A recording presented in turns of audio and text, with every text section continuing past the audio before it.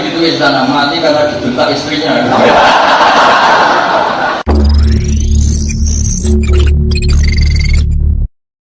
Sama mungkin yang setuju undang-undang tadi ya tentang rumah tangga, kalau istri gak mau dikumpuli tetap dipaksa, nanti suaminya bisa dilaporkan ke pengadilan gitu.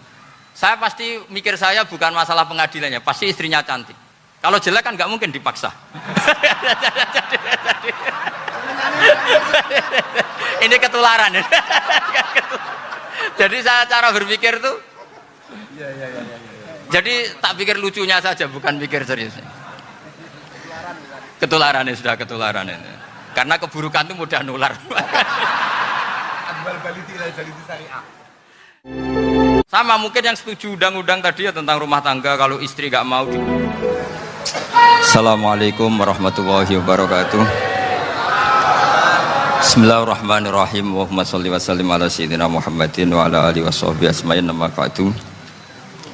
Sedanten ingkang kula hormati, wabil khusus teman bapak kula Kiai Haji Agus Ali Masyuri, beberapa kiai yang tanpa ngurangi rasa hormat saya hormati semua. Ini ada beberapa Gus, ini saya ngaji insya Allah seperempat jam.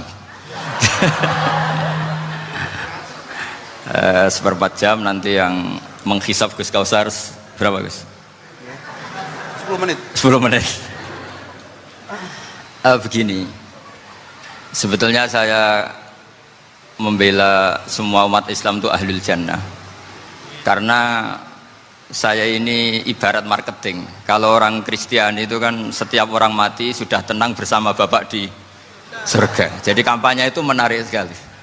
Sementara kita sudah kiai, sudah imam masjid, sudah ulama, masih saja dikhawatirkan su'ul khotimah. Ini kalau kampanye ini tidak imbang, ini nanti saya takut kalah. Makanya saya bilang pokoknya semua orang mukmin itu ahlul jannah. Karena memang asli hadisnya seperti itu, man qala la ilaha illallah dakhalal jannah. Bahwa kemudian ada beberapa kiai yang mungkin wataknya itu pesimis, kemudian bikin sekian aturan-aturan yang sebetulnya itu cerminan dari pesimisnya, terus seakan-akan masuk surga itu susahnya bukan main.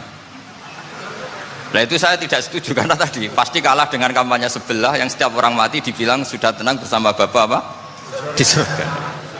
Jadi ini penting. Terus kedua saya bilang, agama ini sudah begitu baik, masa kunci surga sudah dibocorkan, miftahul jannah la ilaha illallah. Masa sudah pegang kuncinya nggak jadi masuk surga, itu kan aneh. Ya sudah masuk saja, tapi tidak usah minta bantuan saya, masuk aja, kan sudah pegang kuncinya. Terus ketiga, kenangan terburuk saya ketika jadi kiai itu gini, saya ada beberapa guru SD datang ke saya, ini agak-agak masalah besar. Gus, boleh enggak buka ujian nasional yang masih disegel? Semua guru bilang enggak boleh, itu kriminal kan. Ada satu guru yang bikin analogi agak kacau. Boleh saja. Wong ujian di kuburan saja dibocorkan para kiai enggak apa-apa. Itu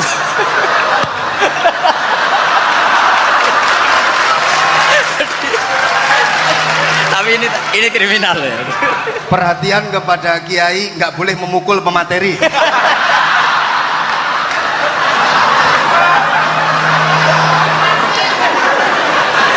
Jadi tentu itu analogi yang salah kan.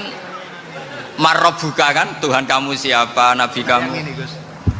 Tuhan kamu siapa, nabi kamu siapa, imam kamu siapa. Ini kan sudah dibocorkan oleh para kiai. Artinya apa? Nak raiso jawab kebablasan gitu. Terus guru ini berpikir, kalau ujian akhirat sekrusial itu saja bisa dibocorkan, kenapa ujian nasional tidak boleh? Tentu ini kias yang salah, saya tidak ngajari seperti itu. Tapi saya ngajari ke kalian betapa mudahnya masuk surga. Kunci jawaban sudah dikasih, kunci pintu masuk sudah dikasih. Kok sampai tidak masuk, ini kebablasan. Paling salah gurunya. Jadi ini kenapa saya sering cerita orang mukmin semuanya itu min ahlil jannah, itu saya jamin. Sama tidak usah takut su'ul khotimah, tidak usah takut berlebihan seperti itu, karena setahu saya, setidaknya saya mewakili ulama zaman ini, rata-rata guru kita ini bermadzhab Syadzili dalam berkeyakinan berpikir tentang Allah. Di antara ini yang mulai saya ngomong serius, supaya tadi kan guyonannya sudah diambil Gus Reza sama Gus Kausar. Saya tahu kenapa mereka guyon, kalau ngomong serius takut kalah sama saya.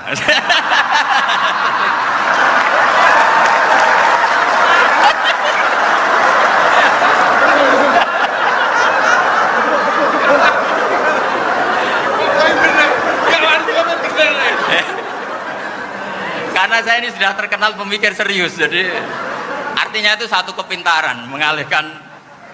Ya, oh ya, sudah itu satu kecerdasan. Tidak hanya ngalim tapi butuh cerdas. Betul cerdas. Jadi itu bukti beliau-beliau ini cerdas itu. Saya berpikir begini, ini madhab Syadzili. Kita semua tentu Syadzili karena kita semua ngaji kitab Hikam. Kita tahu kitab Hikam itu muridnya Abul Abbas Al-Mursi. Abul Abbas Al-Mursi muridnya Syekh Abil Hasan apa? Asy-Syadzili. Saya masih ingat betul makalah itu dan saya ulang-ulang. Setiap saya ngajar di sarang saya ajarkan itu. Kilali kata Abul Hasan Asy-Syadzili, saya pernah dapat hatif, dapat semacam ilham. Apa makna min syarril waswasil khannas? Itu kata beliau dijawab oleh hatif itu. Hatif itu nggak perlu diterjemah tadi ada karena tadi diajarin itu. Apa yang dihidupkan itu nggak perlu dijelaskan. kata hatif tadi, waswasun yadkhulu bainaka wa baina habibika. Yunsika altofahu alhasanah wa yudzakiruka af'alaka asai'ah wa yukassiru indaka dzatas shimal wa yuqallilu indaka dzatal yamin liya'dila bika an husni dzanni billah ila su'i dzanni billah. Jadi yang dikatakan waswas adalah kamu digiring untuk hanya ingat sisi-sisi kamu yang negatif, dilupakan bahwa Anda punya sisi-sisi yang positif. Misalnya seperti ini, mungkin secara fikih tadi banser-banser tegas, wah ini masalah lelaki perempuan dipisahkan gini-gini. Tapi kenapa Gus Ali bilang ya sudah gini gak apa-apa. Sebetulnya ada rukhsah itu karena ini di depan umum. Yang paling pantangan Nabi itu la yakhluwanna rajulun bimra'atin. Ini ada yang menjaminnya gitu. Malah khawatir saya di sini dipisah tapi setelah berduaan nggak bisa. Jadi toleransinya karena ini di depan umum itu masih ada toleransinya. La yakhluwanna rajulun bimra'atin. Begitu juga ketika kita dosa, misalnya kita dosa. Orang Islam setiap dosa itu pasti ingat salahnya, kemudian istighfar. Dan ketika satu kebaikan dibandingkan keburukan, itu kata semua ulama, karena sayyi'ah itu bernilai 1, kebaikan bernilai apa? 10. Itu masih surplus berapa? 9. Jadi itu cara berpikir Abul Hasan Asy-Syadzili. Kenapa kamu harus berpikir positif tentang Tuhan? Sekali berpikir tentang negatif, itu bahaya betul. Misalnya begini, kamu berpikir tak rewangi jadi kiai, sujud, rukuk, ternyata aku tetap lebu neraka, gunane apa? Itu menurut saya kan nggak punya akal. Sujud itu satu kelaziman menghamba kepada Allah. Normalnya seorang hamba itu ya sujud. Kemudian gara-gara kamu ingin masuk surga, terus logika kamu dibalik, gunanya apa saya sujud? Ternyata saya masuk neraka. Itu pertanyaan yang benar-benar bodoh dan itu menjadikan Allah benci. Logikanya dibalik begini. Ini saya ngomong serius karena ini bentuk kemenangan saya ini bentuk kemenangan saya. Saya berkali-kali ngomong di kota pelajar di Jogja karena banyak pengujinya juga. Bukan sekedar pendamping tapi penguji. Banyak yang profesor, bukan sekedar dokter, banyak yang profesor. Jadi biar ini dok. Begini, saya pernah ditanya sama seorang dosen, Gus, saya ini ngaji hadis banyak, tapi ada yang saya tidak paham, yaitu mangkola la ilaha illallah dakhalal jannah, ada kalimat wa in zana wa in saraka. Meskipun pernah zina, pernah maling. Ini kan seakan-akan mentoleransi perzinaan dan pemalingan. Terus saya bilang, oh makna hadis itu seperti ini. Jadi kebenaran absolut, kebenaran yang mutlak itu tidak akan terganggu oleh status perilaku seseorang. Saya berkali-kali memberi contoh. Orang yang ditangkap KPK akan bilang 1 tambah 1 2. KPK-nya juga bilang 2. Rivalitas dalam politik, Pak Prabowo ya bilang 2, Pak Jokowi juga bilang 2. Orang yang zaniyah, yang lonte pun akan bilang 2. Muftinya juga bilang 2. Ketua MUI-nya juga bilang 2. Artinya gini. Kebenaran yang absolut adalah kebenaran yang siapapun akan meyakini seperti itu. Seperti 1 ditambah 1, 2. Kamu punya musuh bilang 2. Kalau ibu-ibu ini punya maru ya marunya bilang 2 tadi tambah mama. Enggak tahu saya terjemahnya apa tadi. Nah, kebenaran yang absolut itu kebenaran yang siapapun pasti mengakui. Dan uniknya begini, saya pernah ngaji acara himmah, acara pondok sarang di Demak. Kalau kamu bilang 1 ditambah 1 menjadi 2, untuk mengatakan 2 itu kamu butuh hadiah enggak? Mereka semua jawab enggak. Kita semua enjoy saja mengatakan tembok itu putih. Kenapa? Karena memang putih. Kita mengatakan 1 tambah 1 2 karena memang kita tanpa presentasi dapat hadiah, dapat penghormatan. Kenapa untuk mengatakan Allah itu Tuhan kita butuh surga? Memangnya kalau tidak ada surga Allah tidak jadi Tuhan? Ini problem orang soleh-soleh yang terlalu pesimis. Makanya nanti orang-orang soleh itu masuk surganya berat. Tapi kalau orang alim lebih gampang kira-kira seperti itu.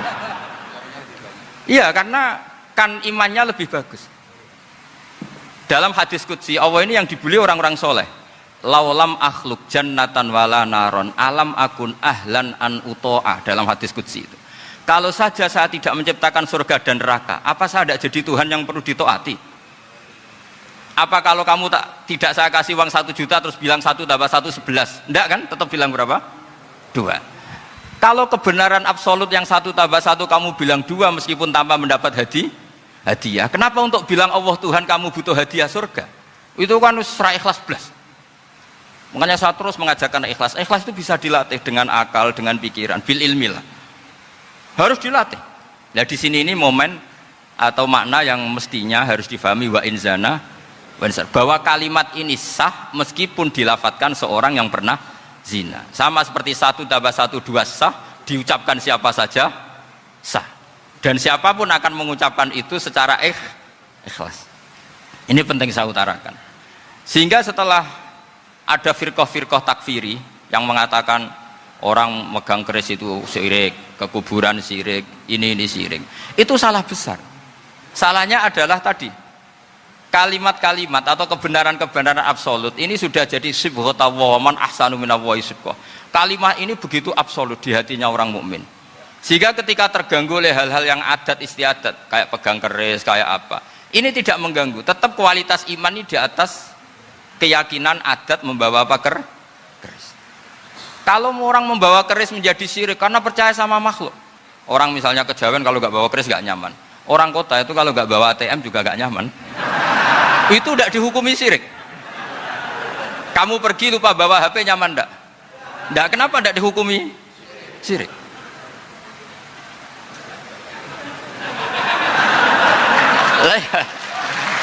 Jadi ini logika. Jadi makanya ini Gus Reza boleh ngeritik saya tuh berkali-kali bilang saya termasuk ulama yang mau bikin gerakan cangkem elek.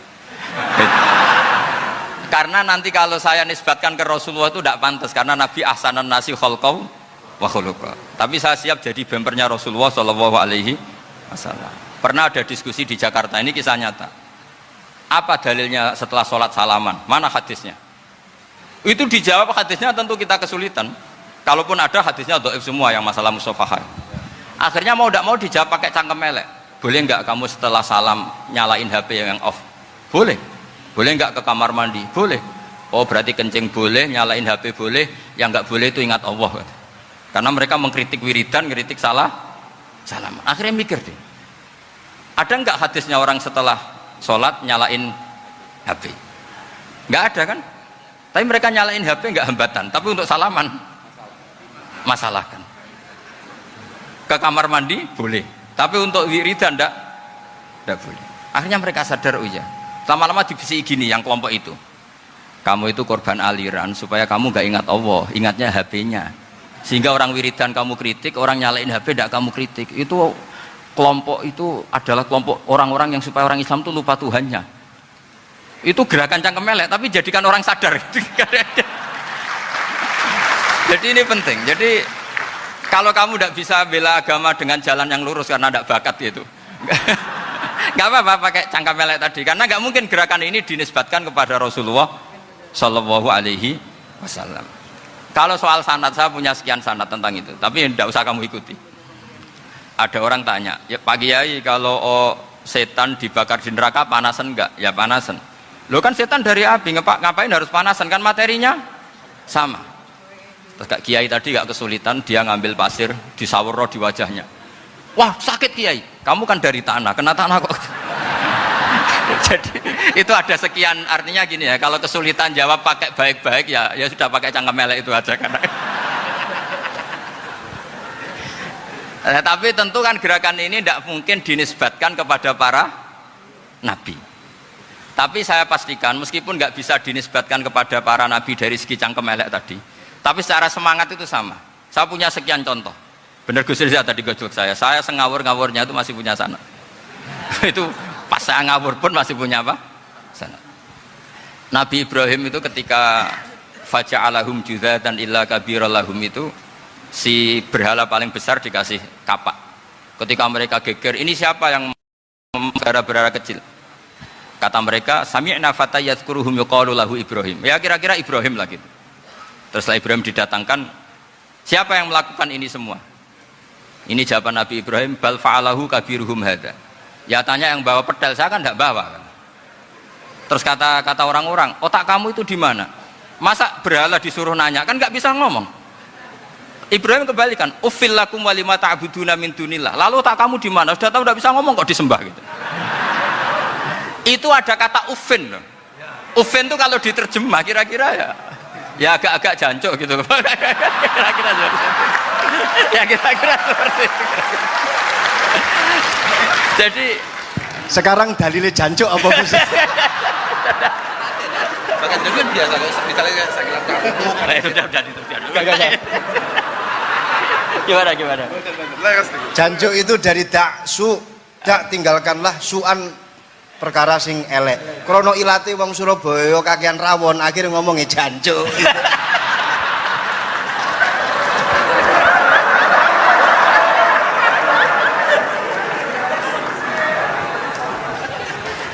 Jadi mulai dulu melawan kebatilan itu harus pakai logika yang vulgar.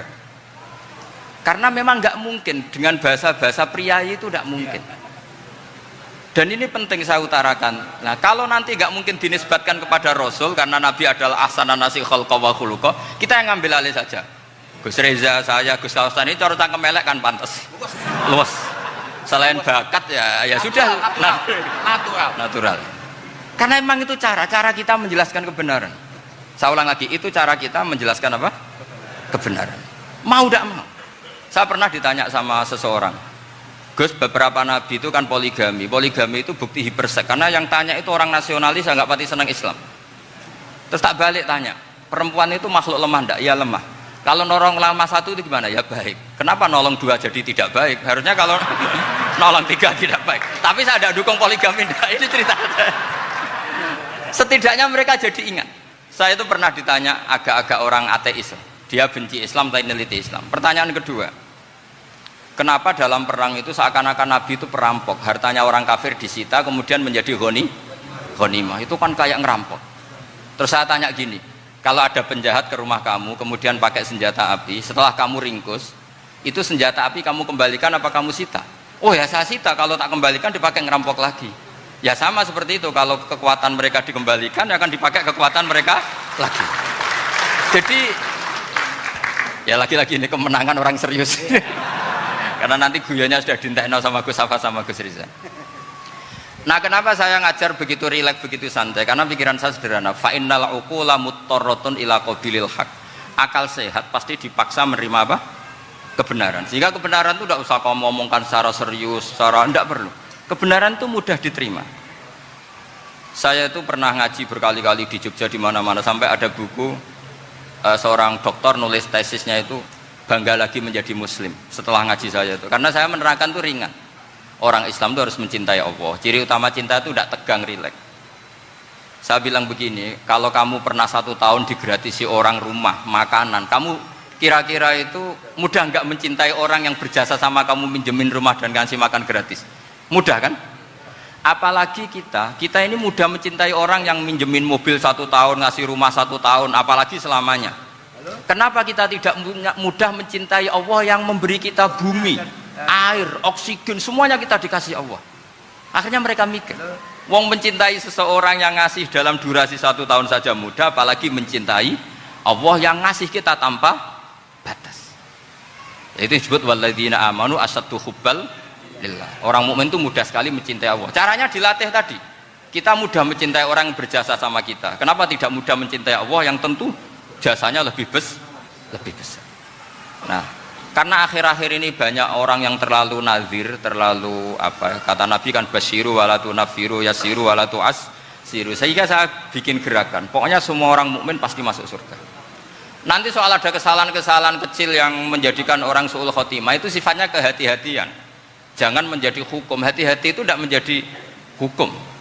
Kalau kamu nyupir hati-hati itu bukan berarti pasti kecelakaan, enggak. Hati-hati itu ya hati-hati saja, tidak menjadi hukum. Ini penting saya utarakan karena kubu sebelah kampanyenya sudah tadi, setiap mati mesti tenang bersama Bapak di surga. Sementara kita mau kampanye, kamu sholat tidak mesti diterima, haji tidak mesti diterima, jadi kiai tidak mesti masuk surga. Coba kalau kita kampanye gitu terus, yang mau jadi muslim itu siapa? Jadi ini sudah tak perhitungkan matang-matang, saya milih mazhab seperti itu. Ya ini saya pikir sudah, ini pembandingnya supaya punya waktu. Saya suka sekali. Nah ini yang sesi terakhir ya, sesi terakhir. Saya akan cerita fikih karena Nyun sewu Gus, ada iklan sebentar dari ibu-ibu, pentolan mic kurang dekat ke mulutnya Gus Baha. Sehingga suaranya tidak terdengar sampai ke belakang. Oh, gitu, pentolannya ya? Didekatkan Gus. Oh, gitu. Ini kalau ngomong konotasinya itu mesti nyerempet. Sudah apa ya? Sudah ahlinya di situ. Ya malah ada di situ.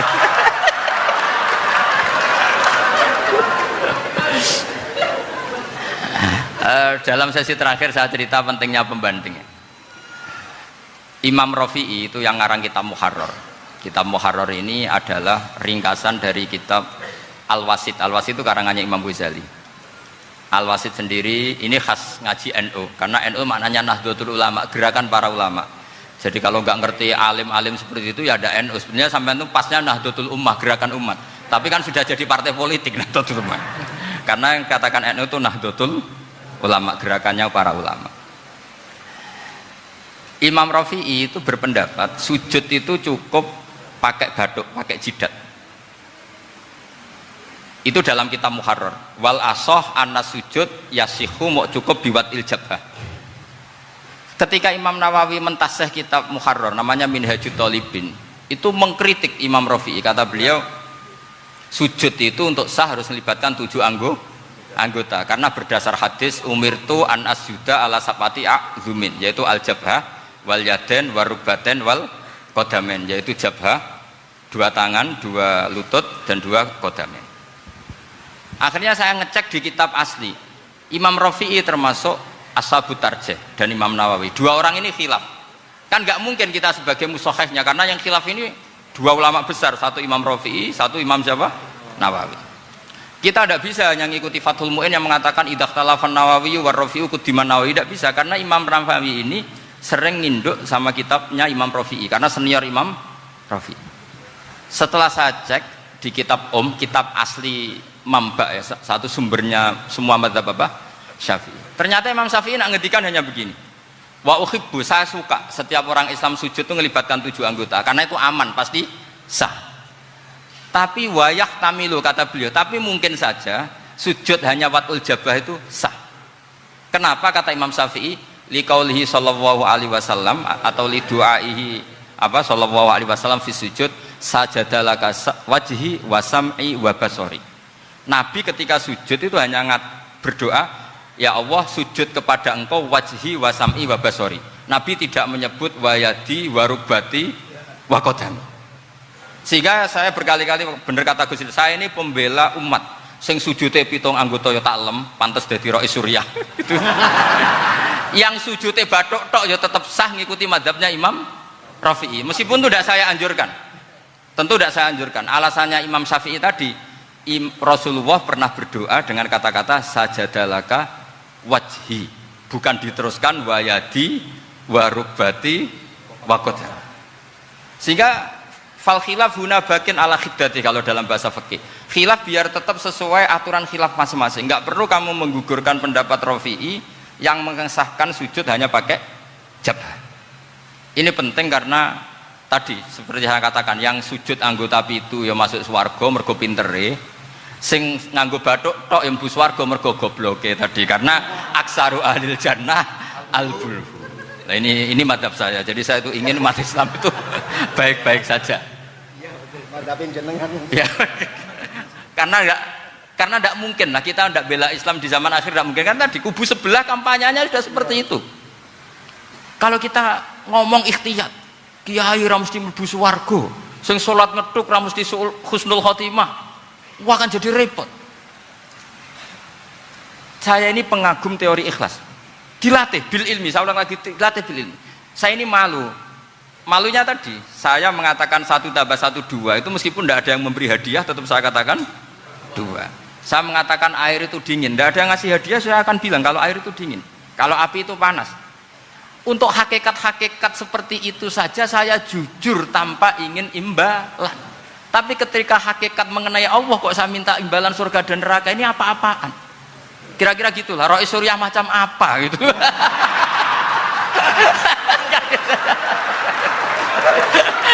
Ya saya kira demikian. Assalamualaikum warahmatullahi wabarakatuh. Waalaikumsalam warahmatullahi wabarakatuh. Alhamdulillah. Baru kali ini ada seminar yang dikritik terus sama pemateri itu pendampingnya. Mestinya pembandingnya. Tapi luar biasa para milenial semuanya, Masya Allah, terlihat wajah-wajah surga di majelis ini. Walaupun toh yang hadir tidak semuanya milenial, ada post milenial juga di sini.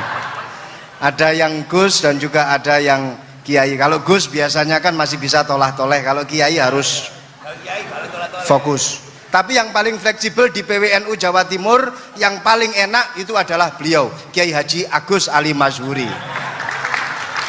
Enaknya pripun? Dadi Kiai ya iso, dadi Gus ya iso. Itu posisinya paling enak di antara pengurus-pengurus yang lain. Tepuk tangan untuk beliau, nggak apa-apa. Langsung saya buka pertanyaan. Yang ditanya 2 orang, jangan pendampingnya. Yang ditanya 2 orang. Kalau enggak Gus Baha, Gus Kausar. Saya hitung sampai 10, enggak ada pertanyaan, kita tutup dengan doa. 1, 10. Ada yang 2 mawon nggih, pertanyaannya 2. 1, monggo. Yang perempuan, saya ingin yang perempuan, monggo. Sudah 2. Silakan.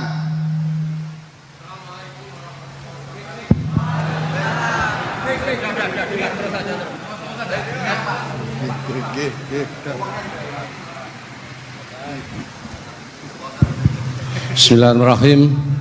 Assalamualaikum warahmatullahi wabarakatuh.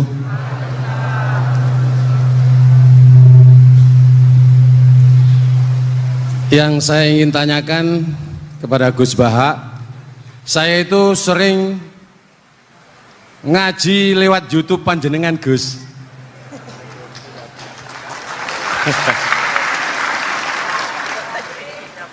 Insya Allah ilmu saya tambah walaupun tidak banyak. Yang saya tanyakan, nopo ilmu kula niki barokah? Yang pertama, karena saya ngaji lewat YouTube panjenengan, saya tidak izin. Untuk itu hari ini saya izin panjenengan. Mudah-mudahan ilmu ingkang saya dapat dari panjenengan niku saged barokah niku Gus. Terima kasih. Wassalamualaikum warahmatullahi wabarakatuh. Waalaikumsalam warahmatullahi wabarakatuh. Langsung mawon Gus nggih, yang satunya dulu. Siapa aja? Oh gitu. Monggo Gus. Itu tetap barokah, dan kebaikan itu mah nggak perlu minta izin. Kalau kebaikan minta izin jadi repot. Jadi kalau dalam kitab fikih disebut iktifaan bil idzni syar'i, karena syara akan selalu memberi izin sama kebaikan. Itu udah hanya masalah YouTube sampean. Tadi melihat wajah Gus Ali ibadah, pamit dulu. Nanti kalau ada orang alim lewat mau lihat juga pamit dulu. Lama-lama mau baca sholawat, ya Rasulullah pamit dulu mau baca sholawat. Jadi semua kebaikan itu cukup iktifaan bil idnis syar'i. Ya jelas ini ya. Ya. Terima kasih. Jangan lupa pulsane tuku dhewe lek ndelok YouTube. Wifi-nya juga jangan nyolong. Harus passwordnya izin kepada yang punya wifi. Baru nanti 100% barokah. Mbak yang belakang bisa berdiri, yang mau tanya tadi. Ya, silakan. Bismillahirrahmanirrahim. Assalamualaikum warahmatullahi wabarakatuh. Mohon izin Yai Gus. Saya di sini mau tanya, selain sebagai pelajar santri, saya juga sebagai seorang mahasiswi di salah satu universitas di Surabaya. Yang saya tanyakan sebagai pemuda milenial, kita semua tahu bagaimana keadaan demokrasi negara Indonesia saat ini. Yang saya tanyakan, bentuk dari hubul waton minal iman. Hubul waton di sini, bolehkah saya sebagai seorang mahasiswi menyuarakan pendapat saya, berjuang bentuk ijtihad demi keadilan berupa demonstrasi?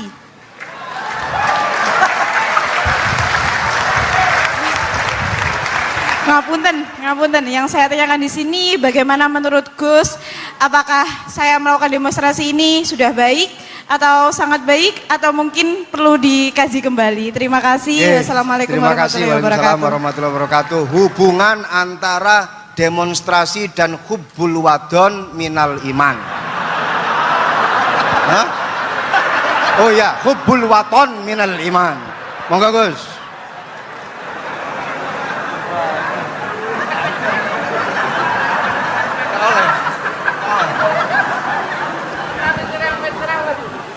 Ini benar-benar ahli.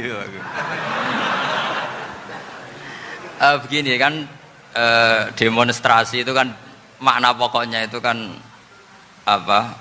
Memperlihatkan. Makanya demonstrasi kekuatan maknanya ya show ya, memperlihatkan satu apa? Kekuatan. Sehingga kalau dalam Islam itu ya fleksibel, asal itu tidak merugikan orang lain, tidak anarkis, tidak mandorot bagi kelompok lain tentu boleh.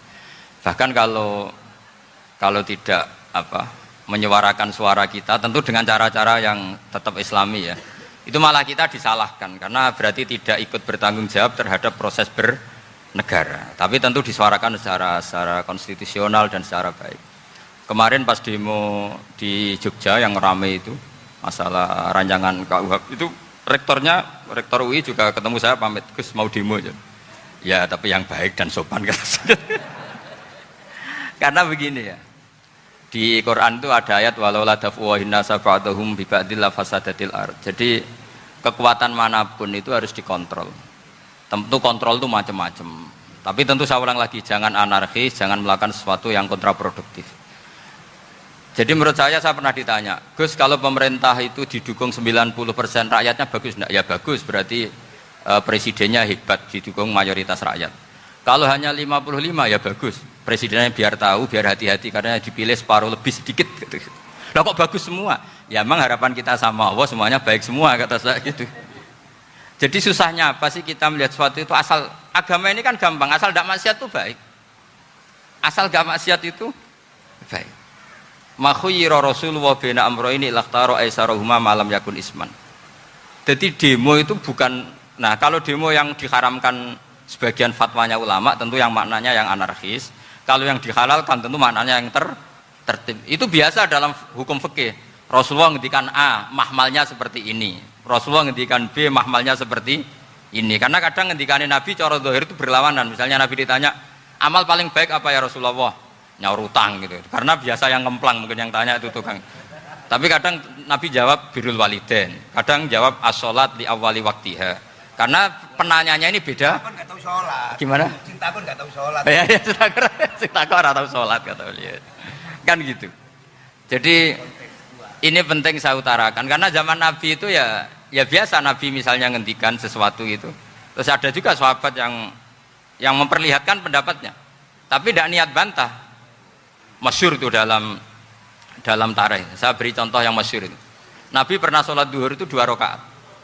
Sebagian riwayat mengatakan asar, tapi yang lebih kuat itu duhur. Setelah 2 rakaat Nabi sholat, itu akabirus sahabat papan atas itu tidak ada yang ngendikan karena mereka sopan semua, tahu etikal. Setelah Nabi pulang sudah dekat pintu, ada sahabat yang berdiri. Ya Rasulullah, aku siroti sholatu amnasita. Ini sholat model kosor apa engkau lupa? Tapi sahabat yang nggak tanya, ini niatnya malah lebih agak-agak buruk. Baguslah kalau sholat terbaru 2, berarti besok ya 2. Karena pakai teori nasah mansuh, berarti hukum itu pakai yang terbaru. Jadi gayanya tidak tanya, tapi lebih sama. Mungkin yang setuju undang-undang tadi ya tentang rumah tangga, kalau istri gak mau dikumpuli tetap dipaksa, nanti suaminya bisa dilaporkan ke pengadilan gitu. Saya pasti mikir, saya bukan masalah pengadilannya, pasti istrinya cantik. Kalau jelek kan gak mungkin dipaksa. Ini ketularan ya. Jadi saya cara berpikir tuh, jadi tak pikir lucunya saja, bukan pikir seriusnya. Ketularan ya, sudah ketularan ya. Karena keburukan itu mudah nular. Akhirnya Nabi kembali lagi, enggak, kullu dzalika lam yakun, semua itu enggak terjadi. Tapi Nabi sebagai orang yang sangat, ya sebenarnya enggak boleh dibahasakan sangat demokratis, sangat bijak. Nabi kembali lagi ke mimbar terus tanya, ahakun maqalahu dzulyaten, apa betul yang dikatakan dzulyaten tadi? Kata sahabat semua, betul ya Rasulullah, tadi engkau sholat hanya 2 rakaat. Nabi kemudian takbir lagi, meneruskan 2 rakaat terus salam. Artinya kalau demonstrasi itu dengan makna mengutarakan pendapat dengan cara yang dijamin konstitusi, ya itu kan normal-normal saja, nggak ada masalah. Saya pernah derekno bapak, itu ada pertanyaan yang benar-benar mengusik saya. Ada orang miskin datang ke bapak, Pak Yai, dadi wong melarat itu ra enak. Sajane ya wis suwe dadi wong melarat ra enak. Itu pas Ramadan. Kenapa kata bapak? Bapak saya itu teman akrabnya Gus Ali, itu senengannya ya guyon, mau meninggal aja masih guyon. Bapak itu guyon terus. Kenapa aja? Sudah puasa nggak makan, buruh orang, macul itu kan berat. Mau istirahat nggak boleh karena buruh orang. Enak jadi wong sugih puasa diam di rumah gini-gini terus. Terus kata bapak saya gini, enak wong melarat. Jadi wong sugih nak puasa berat. Kok sakit ya? Esok mangan pecel, awan rawon, enggak sore sidik sate. Jadi yang harus ditinggalkan itu banyak. Nak sampean kan biasa meninggalkan itu semua. Semenjak itu dia, oh iya, nak ngono podo-podo abot. Jadi hasutnya pada orang kaya terus nggak ada. Nah ini pentingnya ilmu. Jadi pentingnya pendamping tadi. Gitu. Setelah diberi jelasan, oh maturun ternyata podo-podo abot gitu. Dia nggak tahu susahnya jadi orang kaya. Ya sama seperti tadi. Ya saya puasa. Kerja gini-gini bojo sitok elek terus dari yang bojone 4 cantik semua abot aku. Karena harus ninggalkan 4 yang cantik tadi yang bisa menghidupkan tadi itu. Itu kan juga demonstrasi, artinya mengutarakan apa yang, jadi itu saya pikir seperti itu. Ya ini pokoknya gitu aja ya. Assalamualaikum warahmatullahi wabarakatuh. Waalaikumsalam warahmatullahi wabarakatuh. Tepuk tangan untuk beliau. Kita doakan semoga beliau sehat walafiat, panjang umur, jembar rezeki. Assalamualaikum warahmatullahi wabarakatuh. Bismillahirrahmanirrahim. Allahumma sholli wa sallim ala sayyidina Muhammadin wa ala alihi washabbihi asma'in nama ba'du. Sedanten ingkang kula hormati, wabil khusus teman bapak kula Kiai Haji Agus Ali Masyuri. Beberapa kiai yang tanpa ngurangi rasa hormat, saya hormati semua. Ini ada beberapa Gus. Ini saya ngaji insyaallah 1/4 jam. 1/4 jam nanti yang menghisap Gus Kausar berapa Gus? 10 menit. 10 menit. Begini, sebetulnya saya membela semua umat Islam itu ahlul jannah. Karena saya ini ibarat marketing. Kalau orang Kristen itu kan setiap orang mati sudah tenang bersama Bapak di surga. Jadi kampanye itu menarik sekali. Sementara kita sudah kiai, sudah imam masjid, sudah ulama, masih saja dikhawatirkan su'ul khotimah. Ini kalau kampanye ini tidak imbang, ini nanti saya takut kalah. Makanya saya bilang pokoknya semua orang mukmin itu ahlul jannah. Karena memang asli hadisnya seperti itu, man qala la ilaha illallah dakhalal jannah. Bahwa kemudian ada beberapa kiai yang mungkin wataknya itu pesimis, kemudian bikin sekian aturan-aturan yang sebetulnya itu cerminan dari pesimisnya, terus akan-akan masuk surga itu susahnya bukan main. Nah itu saya tidak setuju karena tadi pasti kalah dengan kampanye sebelah yang setiap orang mati dibilang sudah tenang bersama Bapak apa? Di surga. Jadi ini penting. Terus kedua saya bilang agama ini sudah begitu baik. Masa kunci surga sudah dibocorkan miftahul jannah la ilaha illallah. Masa sudah pegang kuncinya nggak jadi masuk surga, itu kan aneh. Ya sudah masuk saja, tapi tidak usah minta bantuan saya, masuk aja, kan sudah pegang kuncinya. Terus ketiga, kenangan terburuk saya ketika jadi kiai itu gini, saya ada beberapa guru SD datang ke saya, ini agak-agak masalah besar. Gus boleh enggak buka ujian nasional yang masih disegel? Semua guru bilang enggak boleh, itu kriminal kan. Ada satu guru yang bikin analogi agak kacau. Boleh saja. Wong ujian di kuburan saja dibocorkan para kiai enggak apa-apa. Itu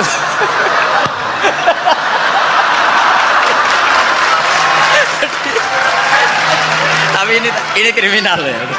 Perhatian kepada kiai, nggak boleh memukul pemateri.